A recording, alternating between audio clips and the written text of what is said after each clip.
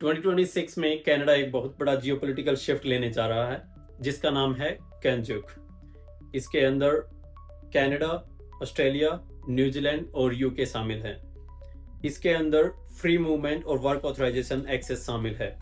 क्या free movement और work authorisation access पे क्या ये चारों कंट्री काम कर रही हैं और क्या मार्क कार्नी की गवर्नमेंट 2026 में इस डायरेक्शन में मूव कर रही है, इसी के बारे में आज हम इस वीडियो में डिटेल्स में बात करेंगे कि इसके बाद क्या बेनिफिट्स होंगे, क्या रिस्क होंगे और क्या इमिग्रेशन इम्पैक्ट और कनाडा के फ्यूचर के ऊपर इसका क्या इम्पैक्ट होगा।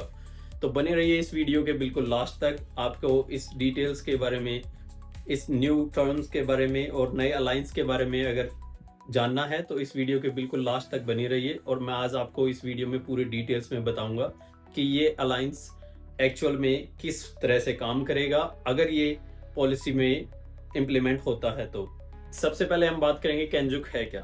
कैनजुक एक 4 डेमोक्रेसीज, स्पेशली डेवलप्ड डेमोक्रेसीज के बीच में एक प्रपोजल अलायंस आइडिया है जिसके अंदर ये चारों कंट्रीज कनाडा, यूके, ऑस्ट्रेलिया और न्यूजीलैंड, ये चारों कंट्रीज इसके अंदर free trade agreements, security corporation, foreign policy coordination और इजी वर्क वीज़ाज और इजी वर्क ऑथराइजेशन के लिए इसके ऊपर काम करेंगे। इम्पोर्टेंट नोट ये है कि ये अभी जस्ट एक पॉलिटिकल डिस्कशन है। अभी ये पॉलिसी ना ही इसके बारे में कोई ज़्यादा ऑफिशियल जानकारी अभी सामने आई है। ये एक सेम लाइक यूरोपियन यूनियन, आप सभी जगह काम कर सकते हो सभी देशों में, उस टाइप का एक फ्री ट्रेड और फ्री सिक्योरिटी कॉर्पोरेशन और वर्क ऑथराइजेशन एक्सेस चारों कंट्रीज के बीच में बनाने का एक प्रयास किया जा रहा है और जिसकी डिस्कशन अभी पॉलिटिकल चारों कंट्रीज के बीच में चल रही है। अभी इस पे कितना काम हुआ है उसी के बारे में आज की वीडियो में हम बात करेंगे। अभी बात करते हैं prime minister, Canadian prime minister mark Carney की।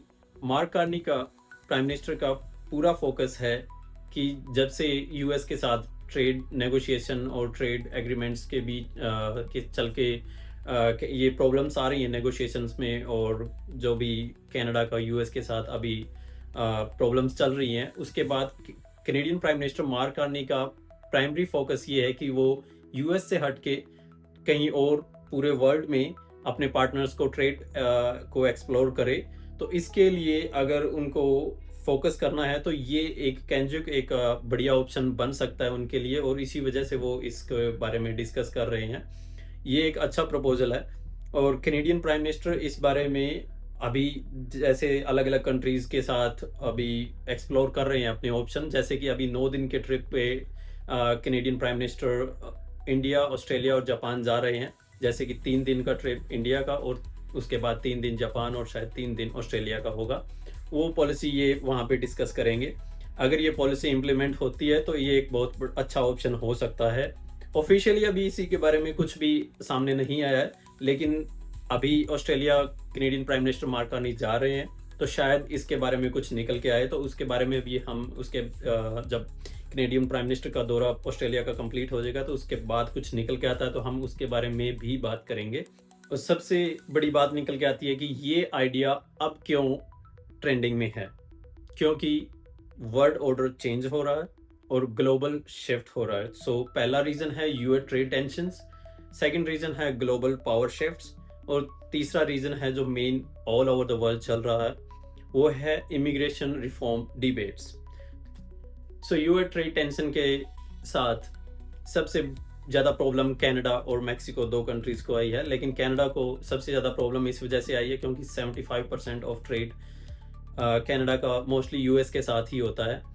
तो यूएस अपने कनाडा अपने ट्रेड को डाइवर्सिफाई करने के लिए अलग अलग कंट्रीज़ में जैसे अलायंस बना ही रहा है, तो उस वजह से एक डायरेक्ट यूके और कनाडा और ऑस्ट्रेलिया और न्यूजीलैंड अपना एक ट्रेड अलायंस बनाना चाहते हैं जो टोटली पैसिफिक से कनेक्टेड होगा और यूके के साथ टोटली यूरोप से कनेक्टेड होगा, जिसमें डायरेक्ट एक्सेस होगा यूके से।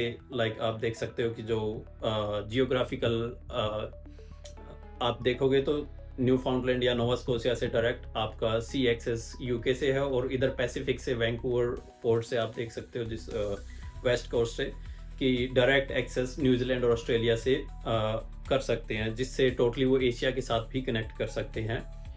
यूएस ट्रेड टेंशन के बाद दूसरा आता है ग्लोबल पावर शिफ्ट। सो अभी right now all over the world European Union, China, US और जितने भी मिड साइज डेमोक्रेसीज हैं वो अपने छोटे छोटे अलाइंसेस बनाकर अपने ट्रेड इंटरेस्ट और अपने जियोपॉलिटिकल इंटरेस्ट को सिक्योर कर रही हैं। अब बात आती है इमिग्रेशन इम्पैक्ट की। इमिग्रेशन पे इसका क्या इम्पैक्ट होगा? तो इंडिया, बांग्लादेश, श्रीलंका, पाकिस्तान और जैसे कंट्रीज़ के इमिग्रेंट्स को इसका क्या फ़ायदा और नुकसान होगा, इसके बारे में भी हम बात करेंगे। लेकिन सबसे पहले अगर कैनजुक इम्प्लीमेंट होता है तो कैनेडियन सिटीजन ईजिली कहीं भी शिफ्ट हो सकते हैं, मूव हो सकते हैं और वहाँ पे अनलिमिटेड लाइफ टाइम जितना वो रहना चाहें रह सकते हैं। ऑल द स्किल वर्कर्स जो भी वहाँ पे मूव होना चाहते हैं ईजिली मूव हो सकते हैं और वहाँ पे अपना सेटल डाउन हो सकते हैं। और किसी भी कंट्रीज़ में वहाँ पे थोड़ा टाइम, जैसे न्यूजीलैंडर्स ऑस्ट्रेलिया में रह के थोड़े टाइम बाद डायरेक्ट सिटीजनशिप और वहाँ पे रह के अपना परमानेंट होम बना सकते हैं उस कंट्री को। तो इसी के ऊपर ये इम्प्लीमेंट होने के बाद सबसे ज़्यादा फ़ायदा कैनेडियन सिटीजन्स को होगा। लेकिन इसका मतलब ये नहीं है कि third countries like India, Pakistan, Bangladesh और श्रीलंका को इसका कोई बेनिफिट इस पर्टिकुलर कैनजुक के रिफॉर्म से नहीं होगा। कोई भी स्किल्ड वर्कर डायरेक्ट और शॉर्टकट, इसमें कुछ भी ऐसा नहीं है कि आपको इसका कोई फ़ायदा हो। लेकिन अगर आप जैसे कनाडा के पीआर होल्डर हैं और आप एलिजिबल हैं सिटीजनशिप के लिए, तो आप इसके बारे में, आप अपने सिटीजनशिप लेने के बारे में आप अपने कंसिडर कर सकते हैं, ताकि आज अगर आप सिटीजनशिप की तरफ जाते हो तो अगर ये आइडिया इम्प्लीमेंट होता है तो सबसे ज़्यादा फ़ायदा आपको ही होगा। आप किसी भी कंट्री में, यूके में और ऑस्ट्रेलिया, न्यूजीलैंड, किसी भी कंट्रीज़ में जाके अपना सेटलमेंट कर सकते हो। आपको किसी भी तरीके का डोनेशन, जैसे कि नॉर्मल कंट्रीज़ में होता है कि आपको या वहाँ पे टाइम स्पेंड करना पड़ता है कि इतने के बाद आपको सिटीजनशिप मिलेगी, वर्क वीज़ा, सारी हैसल फ्री आपके लिए हो जाएगा अगर ये पॉलिसी इम्प्लीमेंट होती है। तो लेट्स वेट, अभी हम इस चीज़ का वेट कर रहे हैं। अब बारी आती है इसके क्रिटिसिज्म और चैलेंजेस की। अगर कैनजुक इम्प्लीमेंट होता है तो इसके क्रिटिक्स क्या कहते हैं और इसमें क्या क्या चैलेंजेस आ सकते हैं। जियोग्राफिकली आप देख सकते हो कि कनाडा, यूके, ऑस्ट्रेलिया और न्यूजीलैंड आपस में बहुत दूर दूर हैं। तो इस वजह से जियोग्राफिकल, लाइक जैसे कि यूएस के साथ ट्रेड रिलेशंस और ट्रेड कनाडा का होता है, जितना इजी एक्सेस है क्योंकि बॉर्डर शेयर करते हैं कनाडा और यूएस, तो उस प्रकार का ट्रेड रिलेशंस अगर कनाडा बनाना चाहता है तो वो बहुत मुश्किल है क्योंकि कंट्रीज बहुत बहुत दूर हैं। और दूसरा क्रिटिक्स ये है कि जो ट्रेड वॉल्यूम है जो यूएस के साथ हम कनाडा एज ए कैनेडियन करते हैं वो उतना नहीं हो पाएगा क्योंकि ये सी रूट होगा और अगर वहाँ से हम ट्रेड और सब कुछ करते हैं तो वो बहुत ज़्यादा एक्सपेंसिव पड़ेगा कनाडा को, क्योंकि यूएस के साथ just you have to just cross the border. Like आप देखते हो कि ट्रक ड्राइवर्स और उनको सबको फ़ायदा होता है कि अगर वो यूएस को ट्रक चलाते हैं तो ट्रेड वॉल्यूम उतना नहीं हो पाएगा जितना यूएस के साथ कनाडा का है। तो तीसरी बात जो मेन क्रिटिक्स है, कई पॉलिटिकल और क्रिटिकल जो एनालिस्ट हैं वो बोलते हैं कि इट्स एंग्लोस्फेरिक नॉस्टैल्जिया। ये एक जैसे कि पहले यूके के ये कॉलोनीज होती थी, आज भी UK as a crown Canada और ऑस्ट्रेलिया, न्यूजीलैंड को ओन करता है क्योंकि क्राउन अभी भी किंग हैं, जो बेसिक ये डेमोक्रेसीज हैं। तो उस हिसाब से कई क्रिटिक्स कहते हैं कि ये एक जस्ट एंग्लोस्फेरिक नॉस्टैल्जिया है। अगर आपको इसका मतलब पता है तो आप कमेंट सेक्शन में मेरे को ज़रूर बताइए एंग्लोस्फेरिक नॉस्टैल्जिया का क्या मतलब होता है। तो कैनजुक के फ्यूचर प्रेडिक्शन क्या है? तो पॉलिटिकल विल अभी इतनी स्ट्रॉन्ग नहीं है क्योंकि कनाडा को शायद और यूके को शायद इस प्रोग्राम से बहुत ज़्यादा फ़ायदा हो, लेकिन ऑस्ट्रेलिया और न्यूजीलैंड के इंटरेस्ट में नहीं है इतना ये।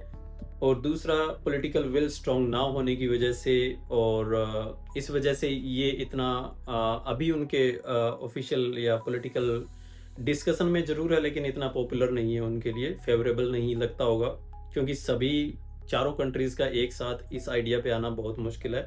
लेकिन ये अभी डिस्कशन में है जैसे कि मैंने आपको बताया। अब बात आती है कि ये एक यूरोपियन यूनियन स्टाइल एक कैनजुक एक ट्रीटी है जो कि बहुत मुश्किल है क्योंकि जैसे कि मैंने आपको पहले भी बताया वीडियो में कि जियोग्राफिकल एक बहुत मेन रीज़न है। तो दूसरा रीज़न है हेल्थ सेक्टर।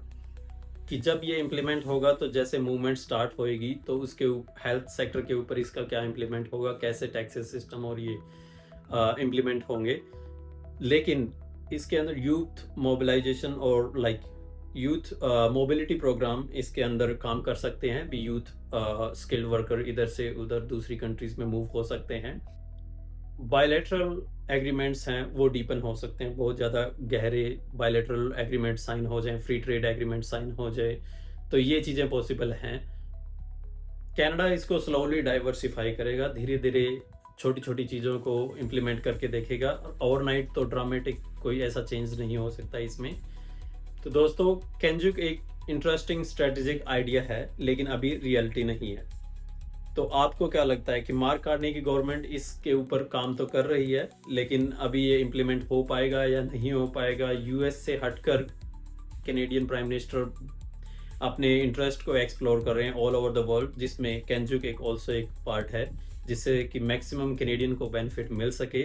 लेकिन अभी ये जस्ट इन पॉलिटिकल डिस्कशन में है, जैसा कि मैंने आपको वीडियो के स्टार्टिंग में बताया था। लेकिन आपको क्या लगता है, अगर ये इम्प्लीमेंट होता है तो आप क्या मूव होएंगे कनाडा से ऑस्ट्रेलिया, यूके या न्यूजीलैंड? और अगर आप मूव होंगे तो आपको क्या लगता है आप किस कंट्री में मूव होना चाहेंगे?